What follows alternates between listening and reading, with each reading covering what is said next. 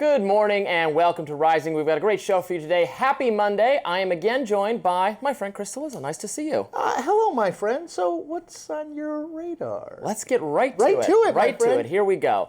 Well, a little bit later, we'll have Trump's battle with local leaders over their plans to bring the cops into their area. We'll also talk about what Sergei Lavrov said about Ukraine's right to exist. But first, some good news from the nation's capital following the federal takeover of Washington, D.C.'s police that was spearheaded by President Trump 2 weeks ago. Crime has decreased markedly. That's right. D.C. saw a noticeable drop in carjackings and robberies. And while there are obviously statistical fluctuations from week to week that might not necessarily have anything to do with policy, it's nevertheless the case the city has had 0 homicides since August 13th. And that's the bottom line. Deploying more law enforcement resources and more police officers in accordance with the president's wishes has given Washington a murder-free week, and that should be good news no matter what your politics are. Unfortunately, I suspect many national Democrats, unlike local Democrats, might be frustrated that the Trump plan for crime has yielded some undeniable successes. Now, nobody wants there to be crime, of course. I don't think Democrats do. I'm not saying that. But then again, nobody in progressive circles wants Trump to be right about anything. Just watch how Meet the Press's Kristen Welker lamely tried to fact-check JD Vance during an interview over the weekend in which the vice president gave Trump credit for bringing crime under control. Let's watch. What we have control over is the nation's capital.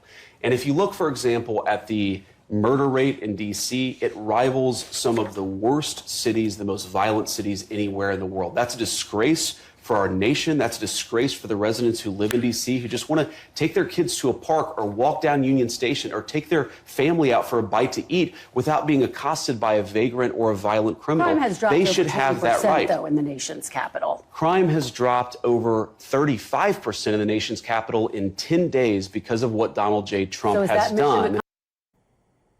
Now, Vance continued, asserting that quietly accepting decline in crime and disorder in our cities, well, that's a choice, and it's one the Trump administration is no longer going to tolerate.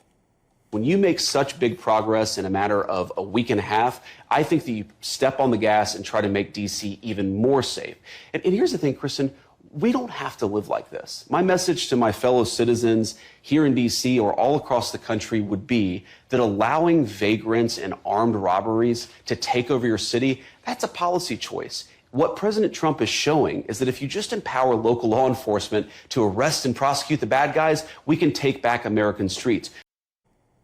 National Democrats and the mainstream media need to recognize that that's a powerful message and a winning message. Polls show that Americans are very concerned about the things Vance is talking about, and they want solutions. Now, look, it's perfectly reasonable, even healthy, to be concerned about over-policing. Civil liberties are extremely important. And we've seen how government authorities can use a crisis as a pretext to implement heavy-handed measures that make our lives worse without actually improving safety. See the coronavirus pandemic for numerous examples of that. We don't want to become a papers, please society where everybody has to show identification just to walk down the street. Battalions of federal troops are a fixture of what every metro station and green space in the city. That's going to lead to abuses, to innocent people who are minding their own business, getting harassed or even detained for no reason. In my radars over the past few weeks, I've given you some of my ideas, which are not unique to me at all, just things I've learned from reading about the city's problems. We need to fix A, the crime lab, make sure it can process ballistics evidence, giving prosecutors the tools they need to bring cases against violent criminals. We need to appoint and confirm judges who take the crime problem in this city seriously and are accountable to the people who live here. And we need to give homicide detectives more resources, and we probably got to hire more of them. We need to better patrol the city's green spaces and get the mentally ill and drug-addicted people occupying them into treatment programs first before we give them public housing. They just wreck the public housing if the underlying addiction isn't dealt with. The increased federal presence with national law enforcement working alongside local cops, that's accomplished some, not all, but some of those goals. Others still remain. But yes, more cops means less crime. It's on some level that simple. And if Democrats don't like the Trump plan, okay, what would you like to do differently? Seriously, I'm all ears. I can't wait to hear your solution to the crime problem. Bonus points if it actually saves the taxpayers' money. You know I'll be on board.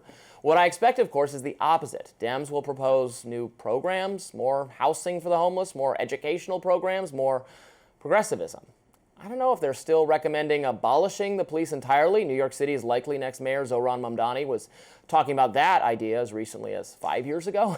Look, this agenda is simply not a political winner. I don't know what else to say. Trump's is. I know it. Voters know it. Deep down, Most Democrats probably know it too, at least the ones who actually live in the real world and have to deal with the consequences of disordered cities. Progressive elites safely ensconced within gated communities that pay for private security, like actually so many members of our professional media class, well, they might actually think about not doing anything is just fine for them. It's a fine solution. But most normal people know better, which is why I suspect what Trump has been doing over the last couple of weeks here will be popular. And I think he'll keep doing. I mean, that's the other thing that I would say is like, yes, remember, I think it's so funny that people don't listen to what Donald Trump says. So it's like, as soon as the federal, what are we calling it? Not takeover, but federal involvement in D.C., in the D.C. Police Department. As soon as Trump said that, he literally said, and other cities should be paying attention.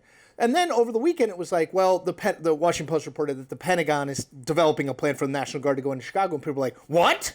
Right. And I was like, he literally said that, and he's been fixated on Chicago probably ever since Barack Obama got elected. So, yeah, the point that struck home most for me there, Robby, was what's Democrats' plan? You can't just say, well, the crime problem isn't as bad as Donald Trump is saying, which is true, but also not a political solution.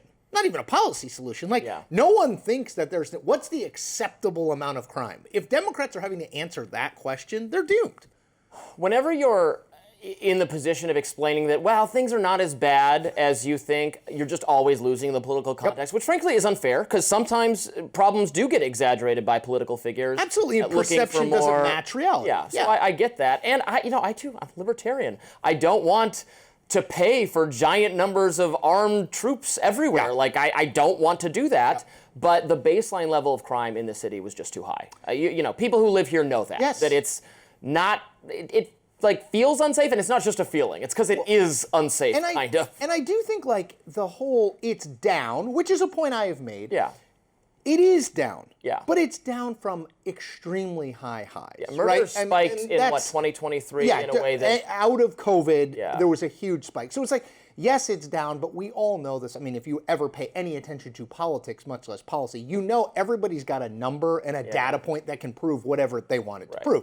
You kind of move you cut off the time frame. Everybody's growing and succeeding. So the thing that I wonder about, I want what you think about is like, I'm with you on Democrats. The thing I don't understand is this, like, are we just going to surge law enforcement in all these cities for time infinite? You know what I mean? Like, is there a plan? Donald Trump's already said he wants to extend beyond the 30 days that he gets. In Chicago, how long are we going to have people there? Now in LA, people were there for a while, National Guard was there for a while. It's like, this isn't a long-term solution. It's exactly to your point. We need to fix the underlying problems. Surging more police and law enforcement, of course, is going to lower crime. Well, and LA and DC it is partly federally run, so you have some legitimacy there. LA was in response to rioting, where if there's going to be riots, guess what? National troops are coming in. We've solved that. We've decided that as a society. I know that offends the editorial page of the New York Times or whatever it is when Tom Cotton suggests it, but people disagree. But to just send the national troops to deal with what is unfortunately garden variety crime that exists in cities, I agree with you. How can that be a long-term solution? And then, if the summer's the most violent time in the city, you could understand you do it for a month. Do like a surge. In D.C., you're going to have some positive effects, as we're seeing, but I don't know if that's a solution. I mean, it's exactly what you said. It's simple. More law enforcement on the streets means lower crime, but then how do we fund more law enforcement over time, and is that a solution? Democrats are going to have to come up with something, though, or they're going to have to get on board. President Trump is ramping up this crime crackdown, as we're discussing. We'll talk about what cities he may be targeting next. We'll be right back.